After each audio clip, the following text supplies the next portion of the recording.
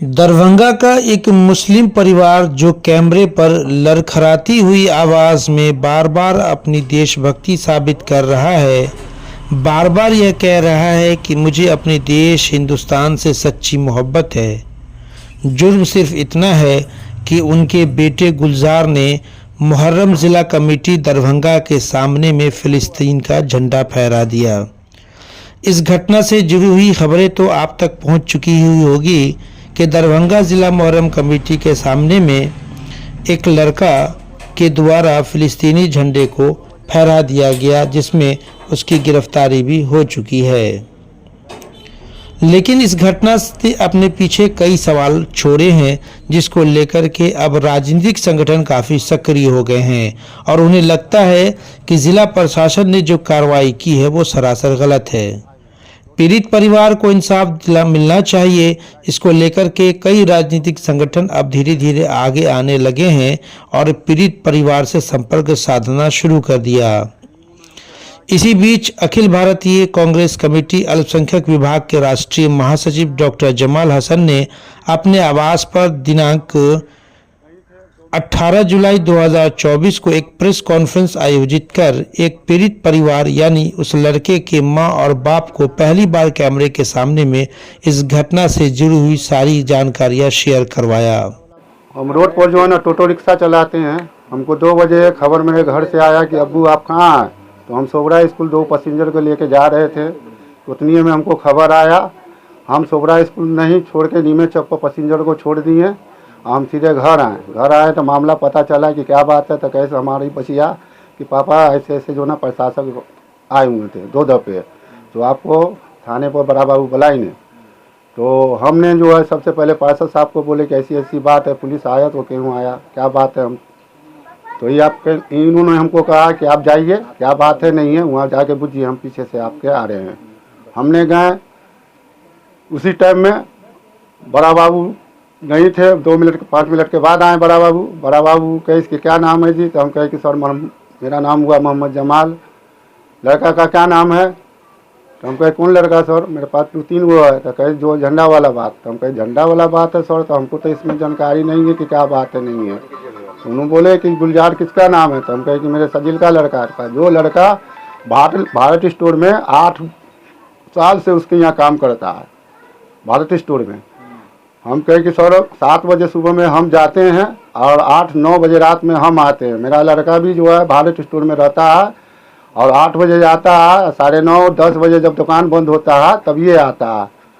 तो कहे कि आपका लड़का कहाँ है। तो हम कहे लड़का तो यहाँ नहीं है सर, 3 तारीख को हम उनसे दुकान से छुट्टी मांग लिए थे भारत स्टोर से। इनकी फुप्पू का तबीयत खराब है, इनको सर जाने दीजिए भैया। उन्होंने कहा कि ठीक है तुम ले जाओ। उसके बाद जो है कहे कि तुम जहाँ भी हो तुम्हारा लड़का को बुलवाओ और नहीं तो तुम्हारे घर में हम छापामारी करेंगे, कुर्ती जब्ती करवा देंगे, बड़ा बाबू बोले, समझा, नगर थाना के। तो हम गरीब आदमी हैं, हम लोग घबरा गए, डर गए कि भाई हम लोग इस टाइप का आदमी नहीं है। हम लोग भारत देश से मिले हुए हैं, इसी में पैदा हुए, इसी में मरेंगे। मेन कारण क्या था जो आप। हाँ, उसके बाद फिर हमको बाबू बोले ने कि आप जाइए और लड़का को लेके आइए, समझा ना। सिर्फ उससे हम 2-4 को बयान लेंगे और जैसा बयान होगा उस बयान पर जो है ना उसको हम छोड़ देंगे। इसलिए लेके आइए भाई झंडा के मामले में। क्या झंडा का क्या पूरा मामला है? झंडा के मामले में कि झंडा जो है तुम्हारा लड़का कहाँ से लाया, फिलिस्तीन वाला झंडा लाया कहाँ से। तो कहें कि सर हमको तो नहीं मालूम है कि कहाँ से लाया, ना हमको जानकारी है इस चीज़ का, यादें हमको जानकारी हुआ है, समझा। तो उसके बाद फिर हम लड़का को बुलवाएं। लड़का को फिर वो जहाँ फुप्पू का रहती थी वहाँ का बड़ा बाबू पता लें। फिर वो हमको कहें कि तुमको विश्वास है। हम कहें सर 1 घंटा में आ जाएगा। तो मेरा भतीजा है, ये लड़का इधर आ, मेरा ये भतीजा साथे थाने ही गया था। आपका लड़का वहाँ झंडा फहरा रहा था, झंडा जुलूस में घुमा रहा था। हम तो नहीं देखें, हम नहीं देखें, ठीक है। आप जो टीवी पर आया, इस पर आया तो उस पर हम देख रहे हैं। हम तो जो है दिन में भी जो है हम सब दिन काम करेला जाते थे, तो हमको तो नहीं देखें। क्या उसमें आपका लड़का था? लड़का है, लेकिन उसके नीचे देखिए कि उसको हाथ में दे रहा है कौन, उसको नीचे भी तो आप आइए। वही हम नहीं चिंते हैं उसको, नहीं। लड़का से बातचीत हुई, लड़का ने सच्चाई बात बोला, उसके बाद डीएसपी साहब भी आए, डीएसपी साहब भी जो है लड़का से बयान लिए, हमको साइड में बैठा दिए, बयान लिए। उसके बाद क्या बयान दिया लड़का नहीं दिया, हम कहे जो बेटा सच बात है वही बात बोलना, समझा ना। क्या लड़का जानकारी हमारा लड़का जो है बेकसूर है, उसको फंसाया गया है, समझा ना, किसी ने उनको हाथ में दिया है। और मेरा बच्चा जो है एकदम बिल्कुल ही जाहिल है, वो झंडा का कोई कदर जानता नहीं है, समझा ना। वो अपना जो है मुहर्रम का जो निशान था वो अपना भांज रहा था, वो भांज रहा था। उसके बाद में किसी ने उसको हाथ बढ़ा के उसको दे रहा, फिर वो पीछे बैक हो रहा है पीछे। तो आपका लड़का चिंता है? हाँ, उसको लड़का मेरा चिंता है। कौन था वो? वो लड़का का नाम बता रहा है अब्दुल्ला नाम है, लेकिन उसका कहाँ का है हमको नहीं मालूम, क्या करता है अब्दुल्ला? हमको नहीं मालूम। कब की घटना है, कब प्रशासन अच्छा, आप अपने बच्चे को जो हाजिर कराए थाना में, उसके बाद क्या कुछ हुआ? उसके बाद जो है बोले हमको कि तुम जाओ, हमको भी कस्टडी कर रहे थे बड़ा बाबू कि जो है तुम रात भर रह जाओ, तुम्हारा बच्चा काफ़ी घबराना हुआ है। फिर मेरा लड़का कहे कि अब्बू को जाने दीजिए सर, सो मेरी अम्मी का बहुत दिल की कमज़ोर है, सेहत उसका सही नहीं रहता है। तो फिर बड़ा बाबू कहे कि ठीक है तो तुम जाओ। फिर हम सुबह में 10 बजे करीब नाश्ता उसका लेके हम गए, नाश्ता लेके गए, बच्चा को नाश्ता वास्ता कराए, उसको 2 बिस्कुट भी हम दिए, चाय ला के दिए। उसके बाद फिर बड़ा बाबू कहे कि जो है तो आपको अब जाइए, डीएसपी साहब का कैसे भी खबर आवे, अभी डीएसपी साहब नहीं आए हैं। और डीएसपी साहब से भी बातचीत हुई थी महोदय से कि जो है लड़का अगर बेकसूर है तो उसको हम शाम तक में रिहा कर देंगे। आगे आप क्या चाहते हैं? आगे क्या कर चाहते हैं कि बच्चा का जो है हमने जो है सब आदमी है यहाँ पर, बच्चा मेरा बेकसूर है, उसको रिहाई चाहिए। बच्चा आपका भी है कहाँ? बच्चा भी जो है जेल में, लहरियासराय जेल में। के साथ वही मामला हुआ। 13 तारीख को आया पुलिस, आया मेरे घर पर। हम नहीं थे ना, मेरा आदमी था। हम आ गए थे बगल में कोई काम से, मेरी लड़की थी, 2 लड़कियाँ, एक मेरी बहू थी। पुलिस आया, एक मरते आके वापस हो गया। और दूसरा बार में पुलिस इनका नाम, उनके अब्बू का नाम बता दी। तो हम लोग समझ गए कि जब नाम बता दिया गया है तो हम लोग सामने आ जाते हैं।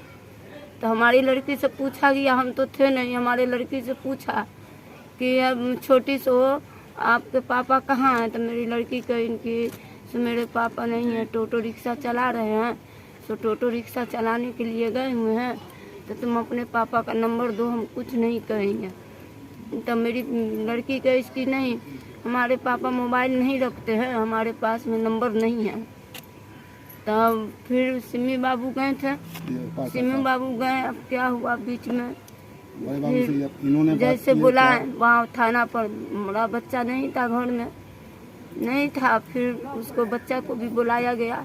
जैसे हम लोग को जैसे जैसे एसपी साहब कहीं, हम लोग झूठे नहीं थे, हम लोग अपने सच्चाई पर थे कि हम लोग इस देश के लिए यहाँ पर पैदा हुए, इस देश में मर जाएंगे। झूठ बोल के हम लोग को होगा क्या? कहते कि बच्चा रो रहा है, आँख में आंसू भरा हुआ है, बच्चा को रो रहा है। हम कहें कि बेटा कुछ नहीं होगा, उसको खिलाएं। तो कई सिपाही सब बोला कि ठीक है, पहले आप लोग खा लीजिए तो बच्चा खाएगा। हम लोग पूछिए बच्चा से, एक उंगली हाथ नहीं लगाए, सब आपका बच्चा निर्दोष है। तो हम बोले उनको कि सिपाही साहब सो बच्चा मेरा कब छूट जाएगा? आज छूट जाएगा ना? तो बोली कि हाँ छूट जाएगा आज। हम लोग वहाँ से आ गए और उनके बाद शाम में पता 4 बजे चला कि बच्चा मेरा जेल जा रहा है। अपना नाम बताइए। जहारा खातून। पहली बार ऐसा हुआ है कि गुलजार के माँ बाप ने कैमरे पर वो तमाम बातें लोगों को बताया जो इस घटना से जुड़ी हुई थी। डॉक्टर जमाल हसन ने इस घटना से जुड़े हुए कई सवाल जिला प्रशासन से पूछे हैं। उनका कहना है कि अगर फिलिस्तीनी झंडा फहराना अपराध है तो फिलिस्तीन जिंदाबाद के नारे लगाने वाले इससे बड़े अपराधी होंगे, तो उनकी गिरफ्तारी भारत सरकार क्यों नहीं कर रही है? यानी उनका इशारा ओवैसी साहब पर है। साथ ही साथ उन्होंने यह भी कहा कि एक देश में दोहरा कानून कैसे हो सकता है। दरभंगा में ही एक व्यक्ति हिंदू राष्ट्र का झंडा फहरा दिया, पुलिस उसे गिरफ्तार करके थाने ले जाती है, फिर पीआर बॉन्ड भर करके उसे छोड़ देती है, लेकिन वही एक मुस्लिम लड़का के द्वारा फिलिस्तीन के झंडे फहराने के लिए उसे गिरफ्तार कर जेल जाल में भेज देती है, जो सरासर गलत है। की 1 तारीख को किला घाट में मोहर्रम कमेटी के सामने फिलिस्तीन का झंडा लहराने का मामला सामने आया और उसको लेकर यहाँ के जो सांसद है गोपाल जी ठाकुर, माननीय गोपाल जी ठाकुर ने भी जो है पोस्ट उस्ट किया था, तो उस मामले को लेकर जो है गिरफ्तारी हुई। हमारे मोहल्ले के हैं ये जमाल साहब, उन्हीं के बच्चे की गिरफ्तारी की गई 13 या 14 तारीख था, 8वीं का हम अपने जाके खुद 7वीं को 14 तारीख को जब लड़के से मैंने पहले पूछताछ किया कि तुम इस मामले में कहाँ पर है, तुम झंडा लाया था, तो लड़के ने कहा कि नहीं, झंडा मैंने नहीं लाया था, मुझे पता भी नहीं है। आप एक ये डॉक्यूमेंट देखिए, ये कोर्ट में सबमिट किया गया है, लड़के ने अंगूठा का निशान लगाया हुआ है। कितना पढ़ा लिखा होगा जिसको ये पता होगा कि फिलिस्तीन का झंडा का कलर क्या होगा, मुझे खुद नहीं पता। मैं ये जो इस बीच में जो इतने मामले में उसमें जो झंडा घुमा, तो मुझे अभी भी मुझसे पूछा तो मुझे पता नहीं कि कलर क्या है, लेकिन ये समझ में आया मेरे जैसा पढ़ा लिखा आदमी को पता नहीं फिलिस्तीन, क्योंकि हम लोग एक ही झंडा जानते, तिरंगा झंडा जो अपने देश का है, तो हम लोग उसको जानते, उसको पहचानते। तो इस मामले में उस लड़के को बुलाया, अगर ये गार्जियन में डिफॉल्ट होता या उस लड़के में फॉल्ट होता तो लड़का भागता या गार्जियन भागता। गार्जियन ने प्रशासन का सहयोग किया, अपने बच्चों को भी प्रेजेंट किया। फिर उसके बाद जो है डीएसपी साहब आए, थाना प्रभारी से मेरी बात हुई, थाने पर मैं मौजूद हूँ, उस दिन से आज तक मौजूद हूँ इन लोगों के साथ। तो वहां पर प्रभारी महोदय ने भी इस बात को माना और डीएसपी साहब ने भी मेरे सामने इस बात को माना कि नहीं, लड़के की इसमें कोई गलती नहीं, लड़का झंडा नहीं लाया है, लड़का को झंडा किसी और ने पकड़ा, लेकिन हम इसका मोबाइल मंगा लेते हैं। मोबाइल में हम चाहते हैं कि डिटेल देखना, क्योंकि ये झंडा जो है या तो ये बनवाया जा सकता है सिला के, या ये फिर झंडा ऑनलाइन आ सकता है, क्योंकि ये झंडा अवेलेबल नहीं हो सकता मार्केट में। तो फिर मोबाइल मंगाया गया, लेकिन उसके बाद जब ये बात जब लोगों ने कबूला, मतलब जो प्रशासन कह रही है कि नहीं आप आ गए मेरे बुलाने पर, आपने अपने बच्चे को प्रेजेंट कर दिया, तो फिर इस लड़के को जेल के अंदर भेजने का क्या कारण था? और अगर मान लीजिए फिलिस्तीन झंडे का मामला इतना बड़ा था, तो मुझे एक सवाल का जवाब चाहिए बहुत अच्छे से, कि देश के सबसे बड़े संसद में, सदन में खड़ा होकर कोई आदमी इस देश का, जिसका नाम ओवैसी का आप सभी लोग जानते हैं, वो फिलिस्तीन जिंदाबाद की नारा दिया, वहां प्रधानमंत्री मौजूद, वहां गृह मंत्री मौजूद, वहां रक्षा मंत्री मौजूद, उस पर कौन कार्रवाई हुई? ये मतलब कानून का दो पैमाना क्यों चल रहा है? दूसरी चीज, अगर फिलिस्तीन झंडे का या किसी भी देश के झंडे का ये मामला अगर था, तो इसका मॉक ड्रिल क्यों नहीं हुआ? कि जैसे किसी को अगर आर्म्स बंदूक अगर है, ये लाइसेंस वाला ही रख सकता है, गैर लाइसेंसी बंदूक रखेगा तो उसकी सजा की, ये डर अगर लोगों को बता दिया गया होता तो इस तरह के मामले नहीं होते। और अगर फिलिस्तीन के झंडे के मामले, फिलिस्तीन की एम्बेसी क्यों इंडिया में बंद की जा रही है? उस दूतावास को बंद कर दिया, वहां भी फिलिस्तीन का झंडा लहरा रहा है। और मेरा एक सवाल और भी है आप मीडिया के साथियों के माध्यम से, कि इस तरह से जो माहौल क्रिएट किया जा रहा है, जो हमारे दरभंगा के सांसद गोपाल जी ठाकुर ने इस मामले में बोला, तो इससे रामनवमी के समय में हिंदू राष्ट्र का भी बैनर लगा था, उस मामले में क्या कार्रवाई हुई थी? क्या उन लोगों को जेल भेजा गया था? उन लोगों को पीआर बॉन्ड बना के लहरियासराय थाना से छोड़ा गया, तो फिर इस बच्चे के साथ ऐसा क्यों? आप कानून कहता है कि 100 गुनहगार को सजा दीजिए, लेकिन एक बेकसूर को सजा नहीं मिलना चाहिए। उस बच्चे ने यह बयान दिया मेरे सामने कि मुझे ये पता नहीं था झंडा। आजकल जो इंस्टाग्राम का एक बहुत बड़ा कहानी चल रहा है, जो आप जानते हैं, सभी को पता, हर घर के हर इंसान को पता है कि गंदगी फैली हुई है। उस इंस्टाग्राम पे उस लड़के ने सिर्फ कलर का झंडा देखा, 2-3 कलर का, उसको नचा के 30-40 सेकंड का वीडियो बना लिया। तो एक अनजाने में की हुई गलती पर इतनी बड़ी सजा, आपने अपराधियों के बीच एक जो है एक अपराधियों का जमावड़ा जेल के अंदर होता, उसमें आपने एक मासूम बच्चे को अपराधी बनाने के लिए छोड़ दिया। तो और मुझे यह समझ में नहीं आता है कि अगर मुहर्रम नहीं होता तो शायद ये झंडा नहीं निकलता। तो आपको ये बता, पहले तो ये जानना होगा कि वो झंडा कहां पड़ा गया, सीधा सीधी मुहर्रम कमेटी के दफ्तर के सामने। तो मुहर्रम कमेटी पर कार्रवाई क्यों नहीं हुई? इस मामले पे मुहर्रम कमेटी पर भी तो कार्रवाई होनी चाहिए। ये परिवार मुहर्रम कमेटी के जो ओहदेदारान हैं, जो पदधारी हैं, उनसे बात किया, रिक्वेस्ट किया कि हम गरीब आदमी हैं, हमको मदद चाहिए। क्यों उन लोगों ने किनारा कसी किया? फिलिस्तीन झंडे का मामला क्या है? क्या ऐसा कोई कानून है कि आप इस देश में, क्यों इतने जो ओलंपिक के खेल होते हैं या इस देश में आके जो क्रिकेट खेलने के लिए लोग मैच होते हैं, हर देश का झंडा लहराने के लिए लोग आता है, तो क्या उसमें आप गिरफ्तार करते हैं सबको? ये कहाँ का नियम है? तो ये चीज। और फिलिस्तीन का झंडा क्यों निकला, इस पर भी बात होनी चाहिए। फिलिस्तीन का झंडा आज आपको कई जगह, नवादा में, गिरिडीह में, कई जगहों, कई हिस्सों में मुहर्रम के टाइम निकला। सिर्फ उसका पीछे का मकसद थोड़ा जानना, मंशा क्या था। लोग इसलिए निकाल रहे कि फिलिस्तीन में आज हजारों बच्चे मारे जा रहे हैं, हजारों लोगों का कत्ल हो रहा है, बम्बारिंग हो रहा है। उसके लिए सिर्फ ये कि यहां भी लोग चाहते हैं कि फिलिस्तीन में लड़ाइयां बंद हो। लेकिन इसको इतना बड़ा इशू आप बना रहे हैं कि एक बच्चे के भविष्य के साथ खिलवाड़ कर दिया। आज बताइए कि बच्चा क्या हुआ, एक दागी आपने उस बच्चे को पूरे समाज के सामने खड़ा कर दिया कि ये दायित्व इसका कौन लेगा? उस बच्चे के आपने जो चरित्र को खराब करने का काम किया, इतनी बड़ी गलती है।